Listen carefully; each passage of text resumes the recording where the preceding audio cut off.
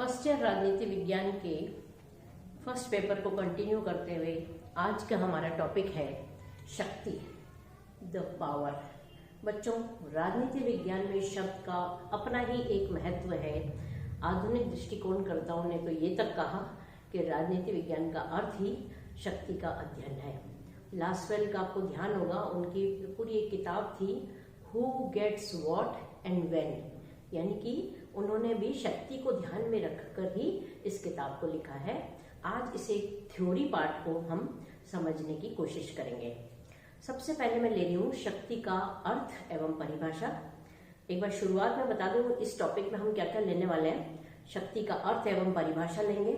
दूसरे में हम शक्ति के विभिन्न जो विशेषताएं हैं उनकी चर्चा करेंगे। उस विशेषताओं के साथ ही हम शक्ति से मिलते जुलते जो कंसेप्ट्स हैं यानी कि शक्ति के विभिन्न रूप उसकी चर्चा करेंगे। फिर हम शक्ति के स्रोत की बात करेंगे और शक्ति के विभिन्न प्रकार की चर्चा हम लास्ट में करेंगे। अब हम सबसे पहले ले रहे हैं शक्ति का अर्थ एवं परिभाषा।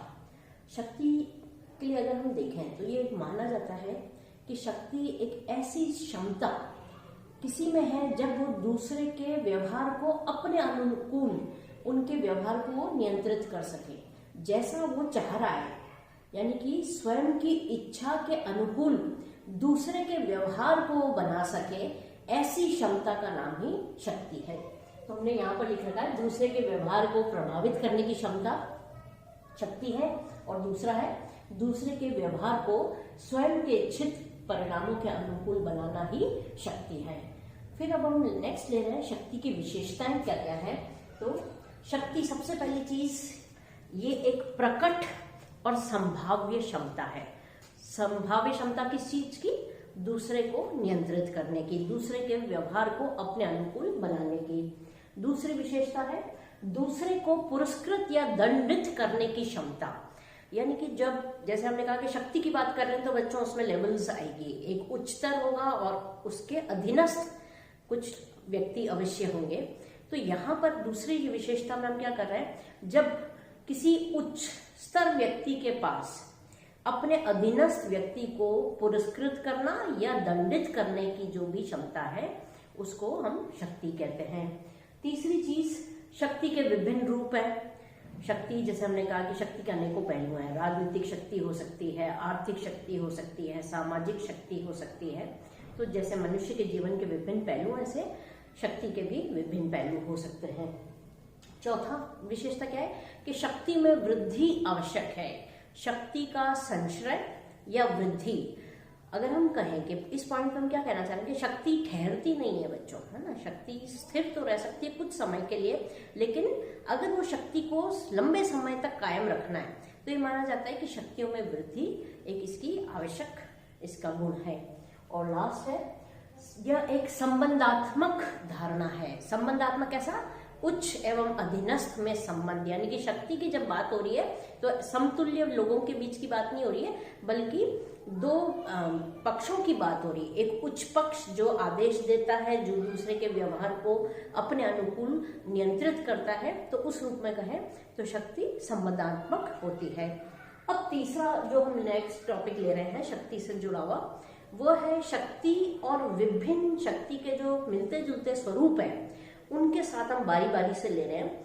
तो पहला हम इसमें ले रहे हैं शक्ति और सत्ता में अंतर। शक्ति मैंने कहा कि दूसरे को व्यवहार को प्रभावित करने की क्षमता।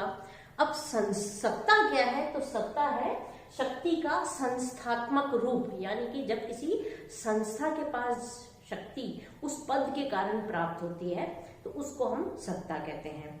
दोनों में अगर हम अंतर देखें तो क्या अंतर है? मेनली कि सत्ता जो है वो सहमति पर आधारित है। शक्ति जरूरी नहीं है सामने वाला जिस पर वो लागू की जा रही है वो सहमति हो। सत्ता में हम क्या कहते हैं कि भाई हमारे प्रिंसिपल ने या हमारे प्राइम मिनिस्टर ने, तो कहीं ना कहीं किसी पद के कारण जब किसी व्यक्ति के आदेशों की पालना इच्छा से होने लगे, सहमति से होने लगे, उसकी उच्च क्षमता को हम स्वीकारते हैं, तो सत्ता सहमति पर है। शक्ति में ऐसा आवश्यक नहीं। दूसरा, सत्ता में कानूनी बाध्यता है। चूंकि सत्ता एक पद के कारण शक्ति प्राप्त कर रहा है तो कानूनी रूप से उसके आदेशों की पालना करना व्यक्ति के लिए बाध्य है। यानी कि अगर हम सत्ता की अवहेलना करें तो सत्ताधारी व्यक्ति हमारे को दंडित भी कर सकता है। तीसरी चीज हम कह रहे हैं कि सत्ता जो है वो सदैव विवेकपूर्ण होती है। चूंकि कानूनी सम्मत होती है सत्ता, इसलिए माना जाता है कि सत्ता कभी भी अविवेकपूर्ण नहीं हो सकती। सत्ता के कानूनों में विवेक होता है। और लास्ट, सत्ता सदैव जायज मानी जाती है। शक्ति नाजायज हो सकती है, जैसे किसी का तख्ता पलट कर लिया आपने गैर कानूनी तरीके से, शक्ति तो आपके पास आ गई, आपने दूसरे को कंट्रोल कर लिया, लेकिन सत्ता को हम कहते हैं वो एक पद के साथ जुड़ी हुई, और पद जो है वो कानूनी रूप से प्राप्त है। तो सत्ता जायज है, शक्ति उस तुलना में, अगर जब हम इनकी तुलना, बच्चों अभी आप सत्ता शक्ति को जनरलाइज नहीं सोचे, ये जो भी मैंने आपको बताई हैं बातें, ये इन दोनों की तुलना में बताई है। सत्ता और शक्ति की तुलना जब हम करेंगे तो सत्ता में सहमति है, शक्ति में आवश्यक नहीं है। दूसरा, सत्ता में कानूनी बाध्यता है, शक्ति में ऐसा इसकी तुलना में हो ये आवश्यक नहीं है। तीसरा, विवेकपूर्ण की बात है। और चौथा, जायज और नाजायज उसकी बात है। तो ये था पहला अंतर, सत्ता और शक्ति में अंतर। दूसरा जो हम रूप ले रहे हैं वो है बल और शक्ति में अंतर। ठीक है, बल क्या हम कहते हैं कि प्रकट शक्ति, यानी कि जब आपको दिखती है, भौतिक, जिसके पीछे हम माना जाता है कि भौतिक शक्ति का फोर्स होता है, तो बल अक्सर हम कहते हैं कि फिजिकल है, प्रकट शक्ति है। जबकि दोनों की तुलना में शक्ति अप्रकट भी हो सकती है। अब दोनों का हम अंतर ले रहे हैं, तो अंतर क्या कह रहा है कि बल जब अमर्यादित होता है, जब बल के ऊपर कोई अंकुश नहीं है, तो वो दमन में परिवर्तित हो सकता है। जबकि जब बल अगर स्वीकृत है तो वो स्वीकृत शक्ति है। ठीक है, फिर से इसको रिपीट करूंगी बच्चों कि बल और शक्ति के अंतर की बात कर रहे हैं। बल हमने कहा प्रकट है, शक्ति अप्रकट है।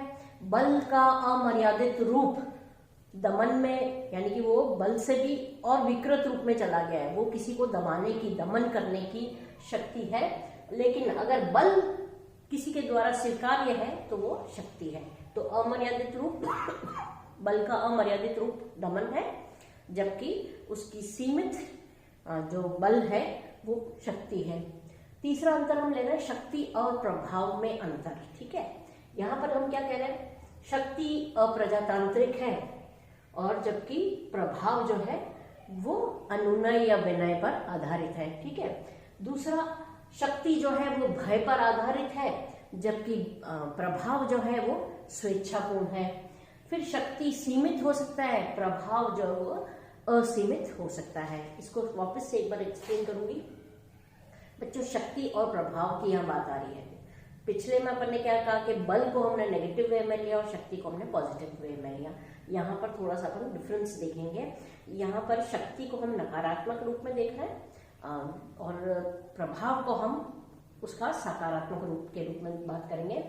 जहाँ शक्ति की बात आ रही है वहां मतलब जरूरी नहीं है कि लोगों के द्वारा उसको एक्सेप्ट किया जाए, वहां सहमति हो यह आवश्यक नहीं है। जबकि प्रभाव हम क्या कहते हैं कि प्रभाव सक्सेसफुली तब होता है जब उसको मानने वाला व्यक्ति की सहमति हो। सॉरी, प्रभाव में विनती है, अनुनय है, प्रभाव में मानने वाले की भी इच्छा शामिल है। सामने वाला मानेगा तो प्रभाव रहेगा, अगर उसको नहीं मानता है तो प्रभाव में बंधन नहीं है। पिछली में अपने क्या कहा था, सत्ता में हमने कहा था कानूनी बाध्यता है। यहाँ पर हम क्या कह रहे हैं, प्रभाव में जिस पक्ष को के ऊपर आदेश दिया जा रहा है उसकी सहमति बहुत आवश्यक है, और सहमति के साथ उसके पास एक विकल्प है। प्रभाव में क्या चॉइस है, आप मानो नहीं मानो आपके प्रभाव पर निर्भर करता है। जबकि शक्ति में आदेश जो है वो बिल्कुल दे दिया जाता है और सामने वाले के सामने कोई चॉइस नहीं होती। फिर शक्ति जो है वो सीमित है, यानी कि जैसे हम कहते हैं कि भाई एक सर्टेन टाइम तक, जब तक व्यक्ति उस पद पर बना हुआ है तब तक उसके शक्ति बनी हुई है। जबकि प्रभाव आजीवन काल तक हो सकता है, जैसे आपके फ्रेंड्स का, आपके टीचर्स का, कि आप स्कूल से भी निकल गए लेकिन उनका प्रभाव आपके आजीवन बना हुआ है, तो उस रूप में देखें तो प्रभाव असीमित है। तो ये थे बच्चों शक्ति का विभिन्न उसके मिलते जुलते जो स्वरूप है उनसे उसका अंतर है ना, शक्ति के विभिन्न रूप भी आप कह सकते हो। फिर नेक्स्ट टॉपिक हम ले रहे हैं, स्रोत की बात कर रहे हैं। शक्ति किन चीजों से प्राप्त होती है, तो तो एक तो ज्ञान, जिस व्यक्ति के पास ज्ञान होगा नेचुरली दुनिया उसको मानने के लिए उसके ज्ञान के कारण उसके आदेशों को मानती है। प्राप्तियां से क्या मतलब है, मटेरियलिस्टिक, जैसे अमीर आदमी है, बड़ा बंगला है, जो भी उसके पास ऐसी भौतिक प्राप्तियां हैं उससे भी उसकी शक्तियों में वृद्धि होती है। संगठन, तो संगठन में बहुत बड़ी शक्ति है, जैसे छात्र संगठन है या किसी भी व्यवसाय का कोई संगठन है तो। और चौथा आकार यानी कि नंबर, कि कई बार संख्या के आधार पर भी शक्ति जो है वो प्रभावित करती है।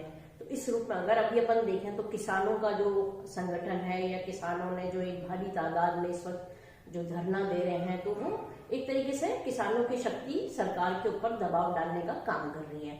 तो इस रूप में देखें तो ये शक्ति के विभिन्न स्रोत है। नेक्स्ट है, अब शक्ति के विभिन्न प्रकार की हम बात कर रहे हैं। इसमें हम पहले ले रहे हैं एडवर्ड शील्स के अनुसार। उन्होंने क्या कहा है, शक्ति के प्रकार में सबसे पहला आधार माना है प्रभावशीलता के आधार पर, यानी शक्ति कितनी प्रभावशील है या कितनी प्रभावशाली है। उसमें उन्होंने 3 पॉइंट्स दिए हैं। उन्होंने कहा है बल, है ना, दूसरा उन्होंने कहा है प्रभाव, और तीसरा उन्होंने कहा चातुर्य या मैनिपुलेशन या अपनी चालाकी या अपनी चतुरता से। तो शील्स के अनुसार प्रभावशीलता के आधार पर शक्ति 3 प्रकार की हो सकती है। वो बल के रूप में शारीरिक हो सकती है, प्रकट शक्ति हो सकती है, वो प्रभाव के रूप में एक असीमित शक्ति हो सकती है, और चातुर्य कई बार केवल अपनी परिस्थितियों में व्यक्ति किस तरीके से अपने विवेक का प्रयोग करता है तो उसके आधार पर भी वो दूसरे के व्यवहार को नियंत्रित कर सकता है। तो ये था एडवर्ड शील्स के अनुसार शक्ति का प्रभावशीलता के आधार पर। दूसरा जो हम रूप ले रहे हैं वो है औचित्य के आधार पर, और इसकी व्याख्या मैक्स वेबर द्वारा की गई है। उन्होंने कहा कि कोई भी शक्ति उचित है या अनुचित है, वो उसके आधार पर हम शक्ति के 3 रूप देख सकते हैं।